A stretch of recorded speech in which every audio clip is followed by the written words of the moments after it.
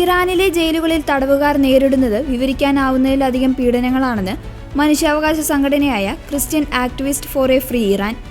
ജയിലുകളിലെ ഭയാനകമായ സാഹചര്യങ്ങളെക്കുറിച്ച് അന്താരാഷ്ട്ര സമൂഹത്തിനും മനുഷ്യാവകാശ സംഘടനകൾക്കും അയച്ച കത്തിലാണ് സംഘടന ഈ ഞെട്ടിക്കുന്ന വെളിപ്പെടുത്തലുകൾ നടത്തിയത്. സംഘടനയുടെ ഡയറക്ടറും ലണ്ടനിലെ അഭിഭാഷകനുമായ അത്തീഫ് ഫർദ് അയച്ച കത്തിൽ തടവുകാർ നേരിടുന്ന പീഡനങ്ങളെ അക്കമിട്ട് നിരത്തുന്നു. ചാട്ടവാറടി, ശരീരം പൊള്ളിക്കൽ, എല്ലുകളൊടിക്കൽ, ബലാത്സംഗം തുടങ്ങിയ ക്രൂരമുറകൾ തടവുകാർക്ക് നേരെ പ്രയോഗിക്കുന്നു. സ്ത്രീകളുടെ ഗർഭപാത്രം നീക്കം ചെയ്യുന്നതുൾപ്പെടെയുള്ള ഭീകരമായ പീഡനമുറകൾ റിപ്പോർട്ട് ചെയ്യപ്പെട്ടിട്ടുണ്ട്.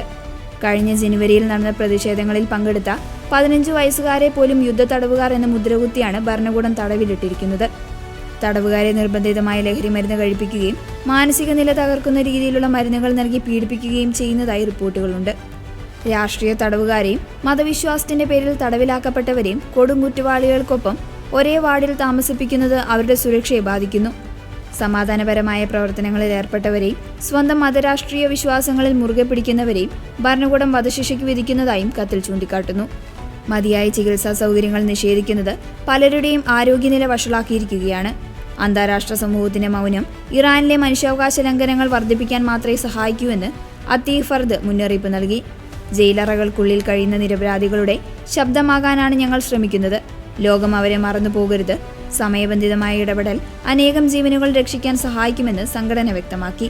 വിവിധ രാഷ്ട്രീയ പാർട്ടികളിൽപ്പെട്ട നേതാക്കൾ, അഭിഭാഷകർ, ക്രിസ്ത്യൻ മിഷണറിമാർ എന്നിവരടങ്ങുന്ന കൂട്ടായ്മയാണ് Christian activist for a free Iran.